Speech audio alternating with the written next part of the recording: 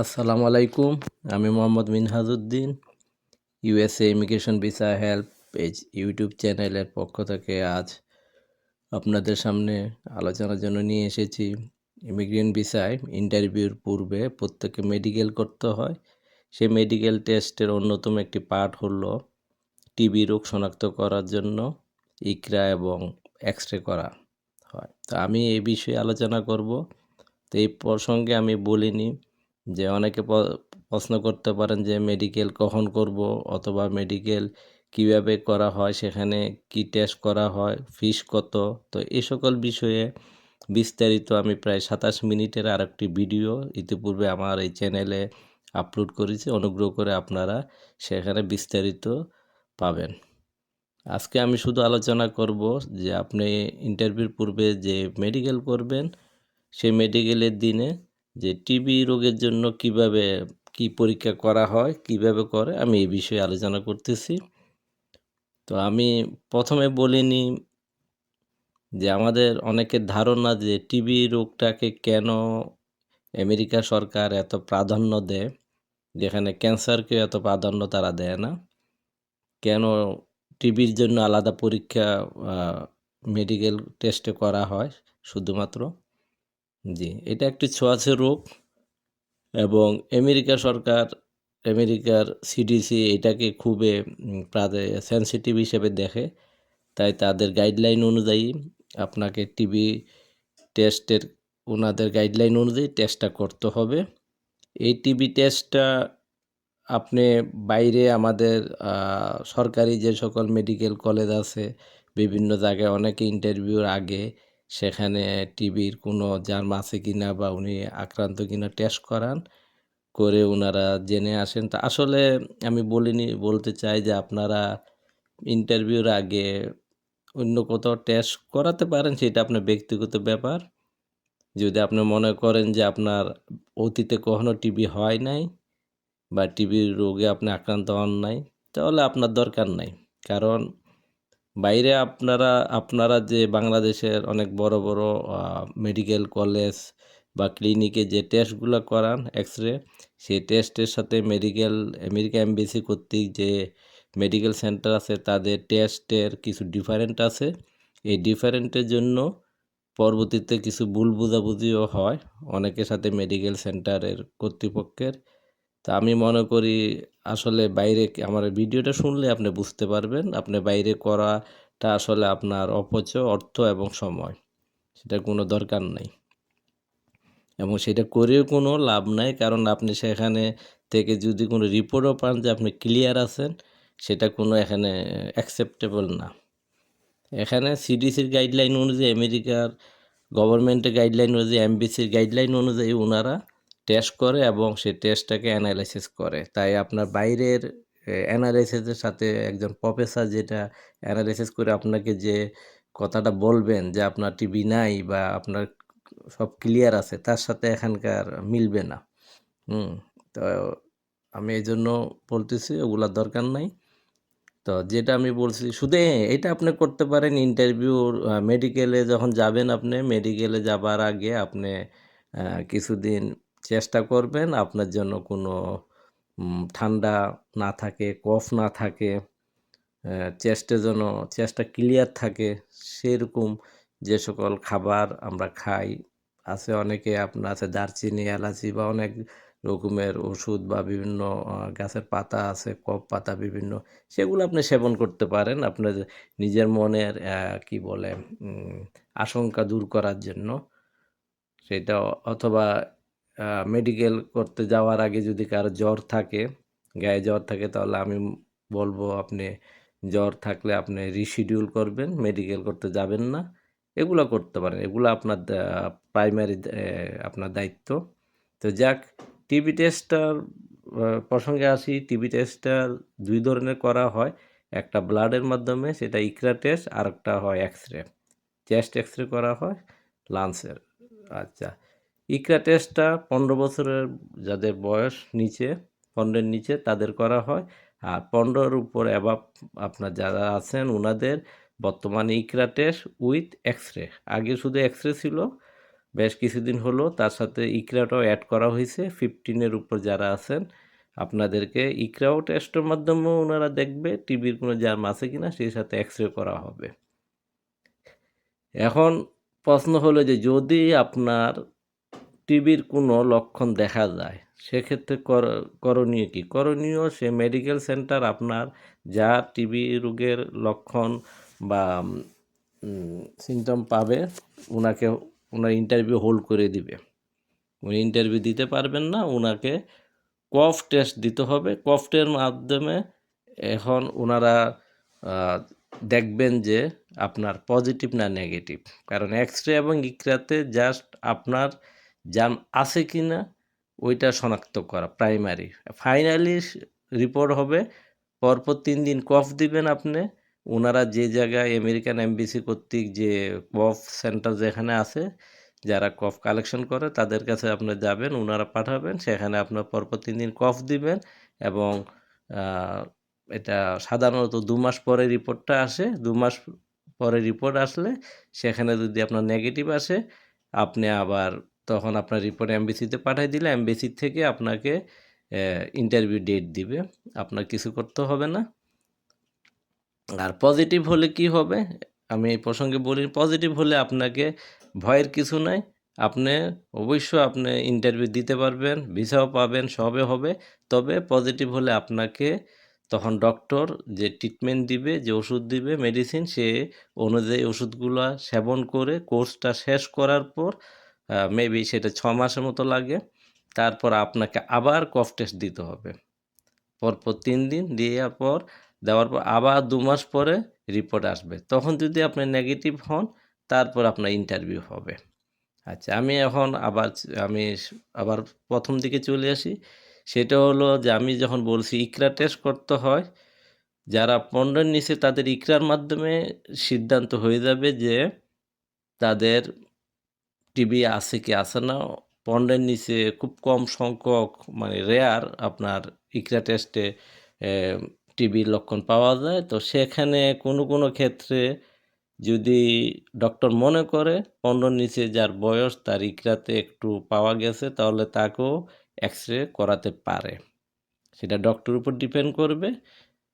তবে মূলত তাদের সিদ্ধান্তটা হয়ে যায় ইকরা টেস্টের মাধ্যমে। আর 15-র উপরে এখন হলো ইকরা টেস্ট করা হয় এবং আমি বলছি যে এক্স-রেও করা হয়। এখন ধরে নেন ইকরাতে আপনার ক্লিয়ার আছে, কিছু মানে পাওয়া যায় নাই, কিন্তু চেস্ট যখন এক্স-রে করছে সেখানে কিছু পাওয়া গেছে লাঞ্চের মধ্যে। সেক্ষেত্রে কি ঘটনা ঘটে দেখা যায়, কোনো মেডিকেল সেন্টার সাথে আপনাকে হোল্ড করে ইন্টারভিউ ক্যান্সেল করে ওনারা 2 মাসের জন্য কফ টেস্টের জন্য আপনাকে সে প্রসেসিংয়ে পাঠিয়ে দেয়। শুধুমাত্র গ্রিন ক্রিসেন্টে যে মেডিকেল সেন্টার আছে ঢাকা, চট্টগ্রাম, সিলেটে, ওনারা একটা ব্যতিক্রম কাজ করেন। তো এই প্রসঙ্গে আমি বলিনি, আমাদের একটি ফেসবুকে একটা গ্রুপ আছে যেটা বাংলাদেশ এবং আমেরিকা অনেক জনপ্রিয়, প্রায় লক্ষাধিক কাছাকাছি সদস্য। তো সেখানে সবাই এসব নিয়ে অনেক প্রশ্ন করেন। তো বিগত দিনে এসব প্রশ্ন বিভিন্ন আলোকে আমরা বিভিন্ন মেডিকেল সেন্টারে আমাদের এডমিট প্যানেলের পক্ষ থেকে আমরা বিভিন্ন আমাদের অনুরোধ জানিয়ে আমরা বিভিন্ন রকম অনুরোধ করেছি ওনাদেরকে এই বিষয়টা নিয়ে, যে এটাতে একটু অনেকের মধ্যে ভুল বোঝাবুঝি হয়। তো যাক, এই প্রসঙ্গক্রমে আবার বলিনি। তো গ্রিন কিচেন মেডিকেল সেন্টার তারা একটা ব্যতিক্রম কাজ করছেন। প্রত্যেক যারা মেডিকেল করতে যান প্রত্যেক ব্যক্তির জন্য সেটা হলো, যদি কারো এক্স-রেতে কোনো ধরনের সন্দেহজনক কিছু পাওয়া যায় এবং রিপোর্ট সেভাবে আসে, তাহলে ওনারা আবার সেকেন্ড আরেকটা এক্স-রে করার ব্যবস্থা ওনারা করছেন, যেটা অন্য কোনো মেডিকেল সেন্টারে করে না। ওনারা একবারে করে ওইটার উপর ওনারা সিদ্ধান্ত নিয়ে নেয় মানে উনি ইন্টারভিউ দিতে যাবে কি যাবে না, বা ওনাকে হোল্ড করাবে সেটাই। যদি স্পট যদি পাওয়া যায় সাথে ওনারা হোল্ড করে ফেলে, ওনারা ইন্টারভিউ ক্যান্সেল করে দেয়। গ্রিন কিচেন সে স্পট পাওয়ার পরও ওনারা যদি সে স্পটের ধরন অনুযায়ী যে না এটা 50-50 কিছু বিষয় আছে, যে না এটা আরেকবার করে আমরা আরেকটা অ্যাঙ্গেল থেকে দেখতে চাই যে এটা কি অবস্থা আছে। কারণ আপনারা যারা ডক্টর লেভেলে লাইনে আছেন অনেকে জানেন যে চেস্টে আমাদের লাঞ্চে অনেক রকম বিশেষ করে ঠান্ডার দিনে অনেকের কফ বা বিভিন্ন কিছু জমে থাকে। বিভিন্ন সময়ে অনেকে দীর্ঘদিন বিভিন্ন ঠান্ডা রোগে ভোগেন। তো এইসব অনেকে ওখানে এক্স-রেতে অনেক সময় এগুলাতে পানি জাতীয় বা স্পট জাতীয় অনেক কিছু দেখা যায়। তো এইসব হয় কি পরে দেখা যায় আসলে এটা কোনো টিবির ইয়া না, এটা অন্য কারণে একটা স্পটের ইয়া হইতে পারে। তো সেজন্য এখন ইকরা টেস্টটা দিছে, ইকরার সাথে উনারা মিলাইয়া দেখেন যে ইকরাতে যদি ক্লিয়ার থাকে কিন্তু এক্স-রেতে আসছে, তখন গ্রিন কিচেন আপনাকে সেকেন্ড আরেকটা আ এক্স-রে করাতে বললেন, সেটার জন্য মেবি ৳৫০০ বা ৳৬০০ একটা আবার একটা ফিস দিতে হয়। সেটা বড় জিনিস না। আপনাকে যে সেকেন্ড একটা চান্স দিছেন, সেইটাই হইলো বড় জিনিস। উনারাই একটা সুযোগ রাখছে সব অ্যাপ্লিক্যান্টের জন্য যে আরেকবার একটা এক্স-রে করেন। ওই এক্স-রেতে যদি আরেকটা অ্যাঙ্গেল থেকেও যদি স্পটটা ওইভাবে দেখা যায় বা শনাক্ত হয়, তখন উনাদের যে প্যানেল ফি ফিজিশিয়ান আছেন, ডক্টর আছেন, উনারা তখন সিদ্ধান্ত নিয়ে আপনাকে হোল্ড করাবেন। আর যদি আমি দেখছি এরকম অনেকের সেকেন্ড এক্স-রেতে গিয়ে উনারা সিদ্ধান্ত নেন যে না এটা টিবির ইয়া না, এটা অন্য জিনিস। অথবা অনেক সময় অনেকে আল্ট্রাসনোগ্রাফি করতেও উনারা পাঠান বাইরে। তো যাই হোক চেষ্টা করেন আমাদের অ্যাপ্লিক্যান্টের জন্য ভালো কিছু করার। তো আমি যেটা বলছিলাম যে আবার অনেকের ইকরাতে কিছু সন্দেহজনক পাওয়া যায় পার্সেন্টেজ, আবার এক্স-রে আছে। তারপরও এটা ডক্টরের উপর ডিপেন্ড করে। আমি দেখছি যে ডক্টররা অনেক সময় বিশেষ গ্রিন কিচেনটা উনারা আবার এক্স-রে একটা দেন। এক্স-রের মাধ্যমে উনারা দেখতে চান। তো যাক, এটা হলো আমাদের জন্য একটা পজিটিভ দিক যে আরেকটা সুযোগ দেওয়া। তো এটা সব জায়গায় সবাই দেয় না, করে না। কারণ এটা আসলে বিষয়টা হইলো যে মেডিকেল সেন্টারের এই এক্স-রে গুলো বা ইকরা এগুলা যারা আপনার টেস্ট করেন, বিশেষ করে এক্স-রেটা যে রেডিওলজিস্ট যিনি আছেন, উনি মেডিকেল সেন্টারের যে ডক্টর, উনি এগুলো অ্যানালাইসিস করেন না। উনি হলেন একজন জেনারেল ফিজিশিয়ান। এগুলোর জন্য আলাদা উনাদের প্যানেল ডক্টর আছেন, যারা বাংলাদেশের বিশিষ্ট রেডিওলজিস্ট। তো সেজন্য আমি বলব যে উনারা এগুলো অ্যানালাইসিস করেন, উনারা গাইডলাইন অনুযায়ী করেন। এখানে বিভ্রান্তি হওয়ার কিছু নাই। আবার অনেকে আমাদের ফেসবুক গ্রুপে এসে বলেন যে আমাকে ইচ্ছা করে অ্যাম ওরা মেডিকেল সেন্টার আটকায় ফেলছে। আমি তো আগে এক্স-রে করছি, অমুক প্রফেসরের আন্ডারে দেখাইছি, অমুক মেডিকেল সেন্টারতে করছি বা অমুক ক্লিনিকে করছি। উনি তো বলছিল আমার তো টিবির কিছু নাই। কিন্তু এরা আমার আটকালো। একটা জিনিস বুঝতে হবে, মেডিকেল সেন্টারের অ্যা যারা এক্স-রে করান, যে এক্স-রের যিনি আছেন টেকনিশিয়ান, উনি বা ওখানকার যিনি ডক্টর অথবা কর্তৃপক্ষ কেউ আপনার শত্রু না যে আপনাকে ইচ্ছা করে আটকাবে। আটকালে যে আপনার ইন্টারভিউ পিছায়ে গেলে ওদের কোনো লাভ হবে তা না, প্রথমত। দ্বিতীয়ত হলো এই এক্স-রে রিপোর্টটা ওনারা কেউ দেখে না, এটা অনলাইন ভিত্তিক। অনলাইনে এটা ওনাদের প্যানেল ডক্টর যে আমি বলছি দেশের খুব বিশিষ্ট পি আ রেডিওলজি। আপনি যে রেডিওলজি দিয়ে আপনার এক্স-রেটা আগে মেডিকেল করার আগে বাইরে দেখাইছেন, ধরে নেন উনার মতোই উনি বিশিষ্ট আ একজন বিশেষজ্ঞ। আপনাকে এটা বুঝতে হবে এবং কিন্তু সমস্যা হয়েছে, আমি ১ম দিকে বলছিলাম যে এটা একটা গাইডলাইন আছে, গাইডলাইন অনুযায়ী। কারণ বাইরের আমরা যে সকল আমাদের ডক্টরকে আমাদের এক্স-রে করে যখন আমরা মেডিকেল করার আগে বলি যে, "দেখুন তো আমার টিবি আছে কিনা?" উনি দেখবে আপনার টিবি আছে কিনা। আর মেডিকেল সেন্টারে যে বিশেষজ্ঞ, উনি দেখবেন টিবি আছে, শুধু তা না, টিবির কোনো সম্ভাবনা আছে কিনা, জার্ম আছে কিনা, কোনো স্পট আছে কিনা। আপনাকে বুঝতে হবে এখানে অনেক কিছুটা তফাৎ আছে। অর্থাৎ আমি একটা এই প্রসঙ্গে বলিনি, মনে করেন আপনার ১০ বছর আগে টিবি হইছে। এটা যারা ডক্টর লাইনে আছেন ওনারা অনেকে জানেন টিবি হলে লাংসে একটা স্পট থাকে এবং স্পটটা সহসা এটা রিমুভ হয় না। এখন আপনার কোনো টিবি নেই। ১০ বছর আগে ছিল, এখন আপনি সম্পূর্ণ সুস্থ। বাট এখন এবং সেটাই আপনার বাইরে যে ডক্টরকে আপনি দেখাইছেন উনি বলছেন আপনি তো ভালো আছেন, আপনার টিবি নাই। হ্যাঁ, ঠিক আছে। কিন্তু স্পট যে আছে সেইটা মেডিকেল সেন্টারের যিনি বিশেষজ্ঞ উনি যখন স্পট দেখবেন তখন হোল্ড করে ফেলবেন আপনাকে। কেন করে? ওই যে আমরা বলতেছি কফ টেস্ট, কফ টেস্টের মাধ্যমে উনারা সিওর হবেন এই স্পটটা, যেটা আমাদের আগ্নেয়গিরির মতো আমরা বলি যে সুপ্ত আগ্নেয়গিরি এবং মৃত আগ্নেয়গিরি যেরকম আছে সেরকমই স্পটটা আসলে কি ওখানে কোনো জার্ম আছে কি না, না এমনি আগের স্পট। তো এগুলা বোঝার জন্য আপনি কোনো টিবির জীবাণু বহন করতেছেন কি না শরীরে, সেগুলো আরও ডিটেলস জানার জন্য আপনাকে কফ টেস্টের মাধ্যমে, প্রক্রিয়ার মাধ্যমে আসতে হবে। তাই আমি আবার বলতেছি, বাইরের রিপোর্ট আর এই রিপোর্ট আপনারা অ্যানালাইসিস করে আপনাদের আসলে কোনো লাভ হবে না, এই নিয়ে আমি একটু আগে বলছি। তো যাক, এখন বিষয়টা হলো আপনারা যে যার প্রক্রিয়া যাবেন। এখন আপনি যখন মেডিকেল করবেন তার 2 থেকে 3 দিন পর যদি আপনাকে এর মধ্যে যদি 2 থেকে 3 দিন বিজনেস আওয়ার যে মানে সরকারি বন্ধ না থাকলে আপনাকে যদি মেডিকেল সেন্টারে কোনো ফোন না করে কোনো কারণে, তাহলে বুঝে নেবেন আপনি ক্লিয়ার, আপনার কোনো সমস্যা নাই, কোনো রোগ কোনো বিষয় নাই। আর যদি ওনারা ফোন করলে ওনারা বলবে কি সমস্যা আপনাকে আবার যাওয়ার জন্য। আমি যেটা আবার বলছি, কোনো মেডিকেল সেন্টার আপনাকে কফ টেস্টের জন্য আসতে বলবে যে আপনার এক্সরেতে বা ইকরা টেস্টে টিবির সন্দেহজনক গিয়া পাওয়া গেছে, আপনার ইন্টারভিউ হোল্ড করা হয়েছে, আপনি আসেন, আইসা পেপার নিয়ে যান, অমুক জায়গায় গিয়ে আপনারা স্যাম্পল দেন। আবার এই স্যাম্পল যে দিতে যাবেন সেখানে আপনাকে যেখানে দিবেন সেখানে একটা বেশ ভালো অ্যামাউন্টের ফিস দিতে হয়। সেটা আগে 14,000 ছিল, এখন মেবি এটা 18-19,000 টাকার মতো এই ফিসটা আপনাকে দিতে হবে। দিয়ে আপনাকে 2 মাসের পরে রিপোর্ট পাবেন, এটা একটা বিষয়। আবার কোনো মেডিকেল সেন্টার বলতে পারে আপনি আরেকটা এক্সরে করেন, যেটা আমি বলছি গ্রিন কিচেন, ওনারা বলে এক্সরে করেন, অথবা বাইরে অন্য কোনো ক্লিনিকে ওনারা সাজেস্ট করতে পারে ওখান থেকে একটা আলট্রাসোনোগ্রাফি করে নিয়ে আসেন, আমরা আর একটু শিওর হতে চাই। তো এরকম ঘটনা ঘটে। তো এগুলাকে আপনারা আসলে বিড়ম্বনা ভাববেন না, কারণ আপনাকে বাংলাদেশ থেকে ক্লিয়ার হয়ে আমেরিকাতে এন্ট্রি করতে হবে ভিসা নিয়ে। তো এটা আপনার ভালোর জন্য।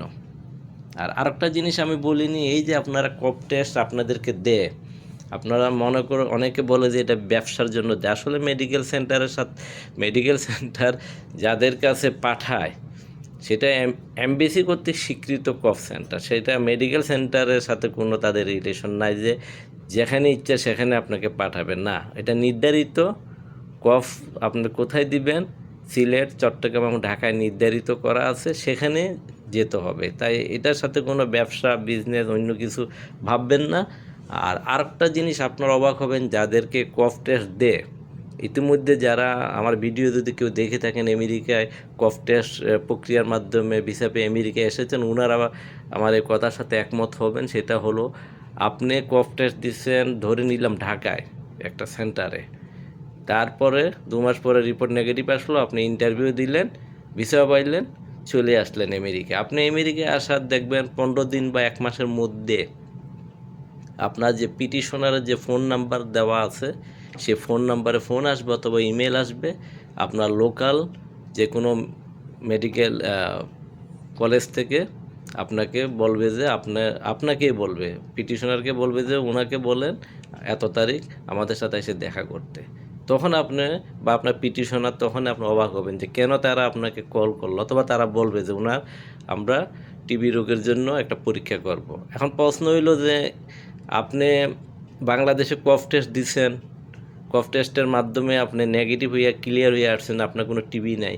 আমেরিকায় আসার কয়েকদিন পরে আমেরিকার আপনার স্টেটে সে হাসপাতাল কিভাবে জানলো, তখন আপনি বুঝতে পারবেন যে আসলে এটার কত গুরুত্ব।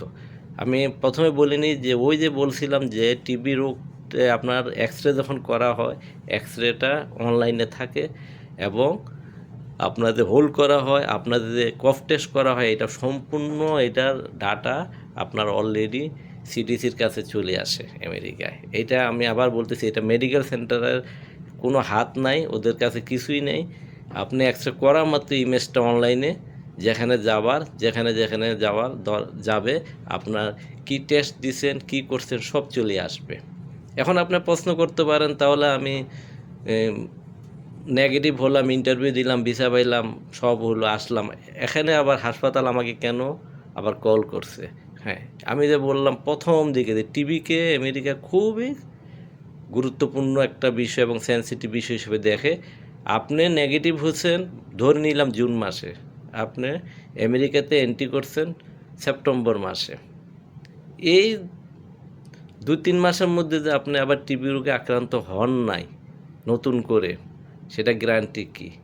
আপনি যেহেতু একটা প্রক্রিয়ার মাধ্যমে আসছেন, আমেরিকার হাসপাতালগুলো আবার এটাকে যাচাই বাছাই করবে যে আপনার আবার টিবি কোনো হলো কি না নতুন করে, বা আপনার মধ্যে আর জার্ম আছে কি না, অথবা আমরা বাংলাদেশের যে টেস্টগুলো করছি সেখানে নেগেটিভ হয়েছে কিন্তু সেখানে কোনো ভুল হলো কি না, তারা আরও শিওর হওয়ার জন্য আপনাকে কল করবে এবং সেখানে গিয়ে আপনি আবার পরীক্ষা দিবেন।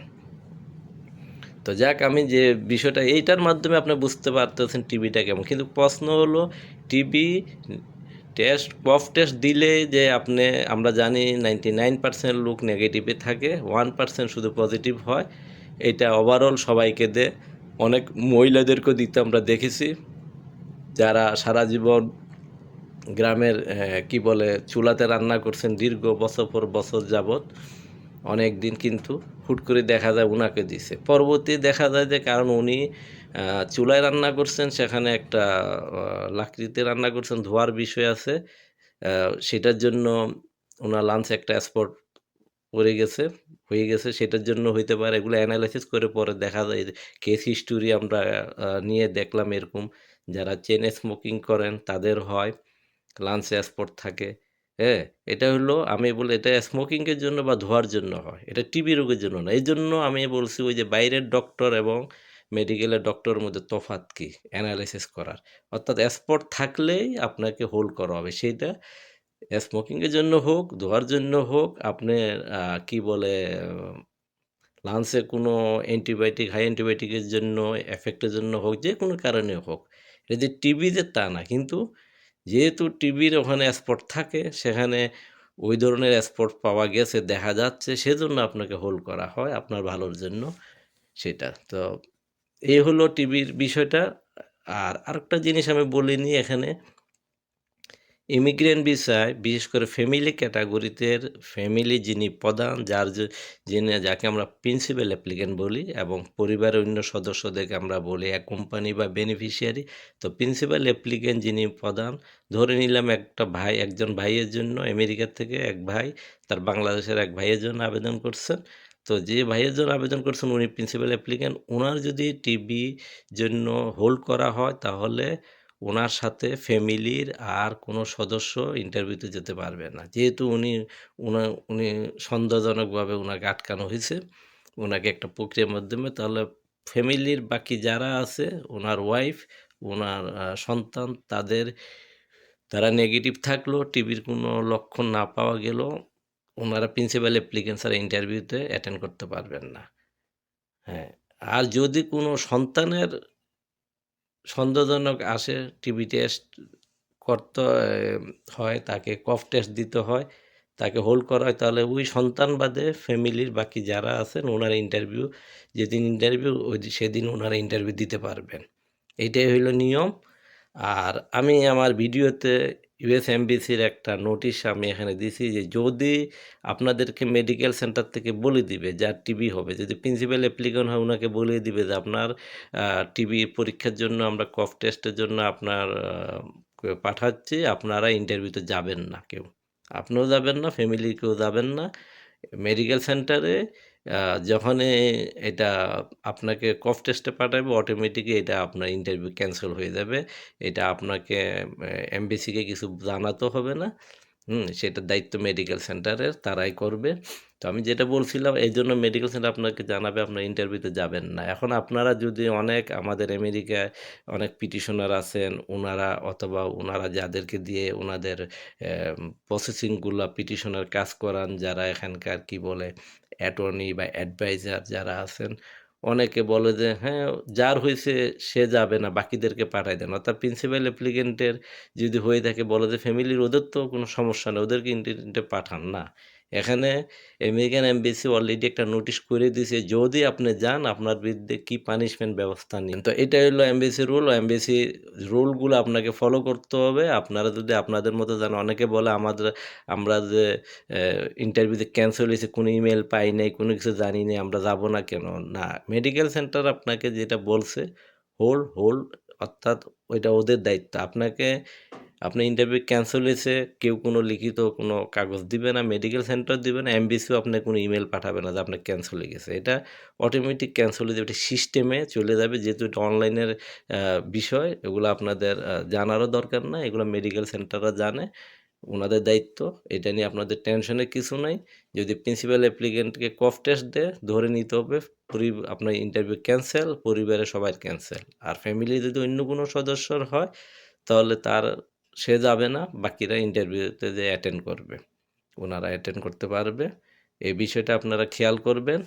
এই হলো টিভির বিষয়ে মূল যে ফোকাসগুলো আমি আপনাদেরকে জানানো দরকার, সেটা আমি বললাম। তবে একটা জিনিস আপনারা জেনে রাখেন যে এগুলো নিয়ে আতঙ্কিত হওয়ার কিছু নাই। শুধুমাত্র আপনারা পূর্ব প্রস্তুতি হিসেবে আমি যেটা বলছি যে আপনারা দেখবেন যে মেডিকেল করার আগে গায়ে কারো যেন জ্বর থাকলে আপনারা যাবেন না। আপনারা অন্যদিন মেডিকেল করবেন, সুস্থ হয়ে যাবেন। এই বিষয়গুলো খেয়াল রাখবেন। আর টিবি যদি কারো 10 বছর 15 বছর আগে হয়ে থাকে, আপনারা মেডিকেল সেন্টারে প্রথমে ডক্টরের কাছে এরা যে স্বীকার করবেন, বলবেন। কেউ যদি অনেক চেইন স্মোকিং ধূমপান করেন, অনেকে প্রশ্ন করে যে আপনি ধূমপান করেন কি না? অনেকে ধূমপান করলেও বলে যে আমি করি না। ভাবতেছে যে আমি যদি বলি আমি ধূমপান করি বা একসময় অনেক করছি, এখন করি না, এগুলো জানালে ওনারা নাকি আবার আমার কোন বিপদে ফেলে। জি না, এটা আপনার ভালোর জন্য এগুলো প্রশ্ন করা। এটা আপনাকে বুঝতে হবে। কারণ আপনি যদি বলেন যে আমি এম একসময় ১০ বছর বা ১৫ বছর প্রচুর ধূমপান করছি, কিন্তু গত ৫ বছর যাবৎ করতেছি না। ওই যে আপনার যখন ইকরাতে আপনাকে কোনো কিছু জাম পাবে না টিবির, কিন্তু এক্স-রেতে যখন একটু দেখা যাবে একটা দাগ, এটা স্মোকিংয়েরও হতে পারে। তো আপনি যখন ওই যে আপনার ডক্টরকে বলছেন যে আপনি একসময় অনেক ধূমপান করতেন, তখন তারা এগুলা ওই কেসের সাথে এগুলো মিলাবে। যে এটা সম্ভবত ধূমপানের হতে পারে। এজন্য আপনাকে আরেকটা এক্স-রে আরেকটা অ্যাঙ্গেল থেকে করার সুযোগ দিতে পারে যে দেখি এটা এদিক থেকে কি অবস্থা দেখা যায়। তো আপনি যদি কোনো কিছু হাইড করেন, লুকান, তাহলে সেটা আপনার ক্ষতি। মেডিকেল সেন্টারের কোনো ক্ষতি না, আপনার নিজেরও ক্ষতি। আপনারা যার যেগুলো কেস হিস্টোরি আছে, অথবা কেউ যদি দীর্ঘদিন যাবৎ সাইনোসাইটিস বা ঠান্ডা রোগে ভুগেন, সর্দি থাকে, এগুলো জানাবেন আপনারা। আপনারা এগুলো জানালে যে আপনাকে ইন্টারভিউতে আটকায় ফেলবে, মেডিকেল সেন্টার আটকাবে, এগুলো না, এগুলো আপনার ভালোর জন্য। কারণ এগুলো সব কিছু প্রশ্ন ডক্টর করার একটা কারণ আছে। প্রতিটার পিছনে একটা কারণ থাকে এবং সেটা আপনার ভালোর জন্য। তো যাক, আজ এই পর্যন্ত। আপনাদের যদি এ বিষয়ে কোনো প্রশ্ন থাকে, আমাদের Facebook group USA immigrant visa pending case holders community from Bangladesh, এই গ্রুপে আপনারা যদি প্রশ্ন করেন, আমাদের অ্যাডমিন প্যানেল আছেন। এছাড়া আমাদের বেশ অভিজ্ঞ অনেক সদস্য আছেন যারা টিবি রোগ, মেডিকেল বিভিন্ন প্রক্রিয়া অতিক্রম করে এসেছেন। আপনাদেরকে অবশ্যই হেল্প করবেন, ভালো সুন্দর সাজেশন দিবেন। আর টিবি রোগ নিয়ে আমি সর্বশেষ একটা কথাই বলবো, এটা নিয়ে অযথা প্রপাগান্ডা আপনারা কেউ ছড়াবেন না বিভিন্ন বিষয়ে, যে অথবা গ্রুপে বা বিভিন্ন জায়গায় বাইরে আপনারা হয়তো তর্ক করার দরকার নাই এই বিষয়টা নিয়ে। কারণ আমি এটা আপনাকে এখানে বুঝাইছি, এখানে কিছু গাইডলাইন আছে, এই গাইডলাইনগুলা সকলে জানেন না, তাই আসলে বিভিন্ন রকমের তর্কে একে অন্যের সাথে তর্কে জড়িয়ে যান। আরেকটা বিষয় আমরা বলিনি শেষ পর্যায়ে, সেটা আমার মনে ছিল না, সেটা হলো যাকে টিবি রোগের জন্য কফ টেস্ট দেওয়া হয়, তার ভিসার মেয়াদটা কিন্তু পরিবারের অন্য সদস্য সেম থাকে না। এটা আপনারা মনে রাখবেন। আমি আগের ভিডিওতে বলেছিলাম যে আপনার ভিসার মেয়াদ থাকবে 6 মাস। সেটা কাউন্ট হবে যেদিন মেডিকেল করবেন সেদিন থেকে, যেদিন ইন্টারভিউ দিবেন সেদিন থেকেও না, যেদিন ভিসা আপনি ইস্যু করবে বা ভিসা পাবেন সেদিন থেকেও না। আপনি যেদিন প্রথম মেডিকেল করবেন সেদিন থেকে আপনার 6 মাস মেডিকেলের মেয়াদ থাকে। এটা হলো যারা কফ টেস্টের প্রক্রিয়ার মাধ্যমে যায় না, অর্থাৎ যার কোনো, যে নরমালি ক্লিয়ার হয়ে আসছে, তার কোনো মানে সব কিছু ঠিক ছিল, কোনো সমস্যা নেই, উনার ক্ষেত্রে এটা 6 মাস। আর যাকে কফ টেস্ট করতে হয়, এখানে আবার অনেকে তর্ক আসেন বা বিভিন্ন যে কেউ বলেন 3 মাস, কেউ বলেন 5 মাস মেয়াদ থাকে। এটা ২ দিক থেকে ধরলে আপনার সঠিক। সেটা কিরকম বিষয়টা?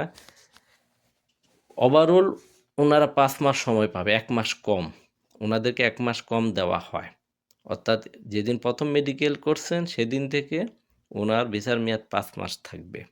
আর যারা ৩ মাস বলছে সেটা কিভাবে সঠিক? উনারা ওই ২ মাস পরে যে রিপোর্ট আসছে, আপনি মেডিকেল করলেন আজকে, এরপর আপনার কফ টেস্ট ৩ দিন দিলে ২ মাস পর রিপোর্ট আসলো। ওই ২ মাস পর থেকে আরও ৩ মাস কাউন্ট করে উনারা। মানে রিপোর্টটা নেগেটিভ আসার পরে ৩ মাস। মানে যেটাই হোক, সোজা কথা হলো আপনি মেডিকেল যেদিন করবেন, যাদের কফ টেস্ট দেয়, কফ টেস্টের মাধ্যমে যারা নেগেটিভ আসে এবং ইন্টারভিউ দেন, আপনাকে মনে রাখতে হবে ১ম যেদিন মেডিকেল করছেন সেদিন থেকে আপনার ভিসার মেয়াদ ৫ মাস থাকবে। আর ফ্যামিলির বাকি যারা সদস্য আছে উনাদের ৬ মাস থাকবে। উনাদের সমান থাকবে না। তাই আমি বিশেষ করে এই প্রক্রিয়ার মাধ্যমে যারা ভিসা পান অথবা এই প্রক্রিয়া ছাড়া যারা পান, আমি সবাইকে অনুরোধ করব আপনাদের ভিসা ইস্যু যখনই হবে আপনারা ভিসাটা স্ট্যাম্পটা চেক করবেন। আপনারা চেক করে দেখবেন সেখানে ভিসা এক্সপায়ারি ডেট কার কত তারিখে আছে, সে অনুপাতে আপনারা আপনাদের ফ্লাইটের টিকিট কনফার্ম করবেন। এই সেম একই এই ঘটনা নিয়ে এই ১ মাসের ৫ মাস এবং ৬ মাসের জন্য আমরা জানি আমাদের ফেসবুক গ্রুপে গত বছর একজন ফ্যামিলি বেশ ভোগান্তিতে পড়ছিলেন। যেহেতু ফ্যামিলি সবার ৬ মাস ছিল, একটা চাইল্ডের ৫ মাস ছিল, উনারা খেয়াল করেন নাই যেটা ওর ভিসাতে ৫ মাস দিছে যেহেতু তার কফ টেস্ট ছিল। ফাদার মাদারদের যেহেতু ৬ মাস, উনারা ৬ মাস হিসাব করে উনারা মানে শেষের দিকে টিকেটটা কনফার্ম করছিল। পরে দেখা যায় সেই চাইল্ডের ভিসার মেয়াদ শেষ হয়ে গেছিল। তো যাক, আমি এজন্য বলছি আপনারা নরমালি আপনাদের কফটা দেখ না দেখ এটা হলো প্রত্যেকের দায়িত্ব। ভিসা আসার পরে আপনার নামের স্পেলিং, ডেট অফ বার্থ এবং ভিসার এক্সপায়ার ডেটগুলো আপনারা অবশ্যই দেখবেন। এটা প্রত্যেকের দায়িত্ব, কর্তব্য। তো আজ এ পর্যন্ত। সবাইকে ধন্যবাদ জানিয়ে শেষ করছি। আল্লাহ হাফেজ।